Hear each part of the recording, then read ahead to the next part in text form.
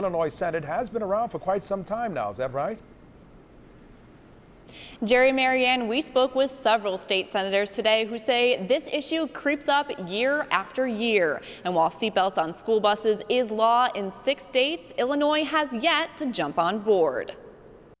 We have seatbelts in cars, and I don't understand why we don't have seatbelts in buses. For State Senator Ira Silverstein, it's a no-brainer, especially after Monday's school bus crash sent nearly a dozen victims to the hospital. I think it's important. It's a kid's safety. I mean, God forbid, anything can happen on a bus. It's been more than a year since Silverstein introduced Senate Bill 70, which would require people on school buses to buckle up in our state, but it hasn't picked up much steam. State Senator Dale Ryder says he knows why. And unlike the evidence with regards to seatbelts in passenger vehicles, which is pretty conclusive that it does make things safer for the passengers there, the evidence is much less conclusive for students on a school bus. He says some studies even say wearing seatbelts on school buses is more dangerous than not, and the money to retrofit old buses and enforce clicking that belt just isn't there. I think some money should be found for that. That just needs to be done. I mean, even if it has to go from the school district, they should find the money some kind of way. Silverstein agrees. He says at the very least, conversation on the bill should continue because you can't put a price tag on someone's life. I think if one seatbelt can save a child's life, that's good enough reason.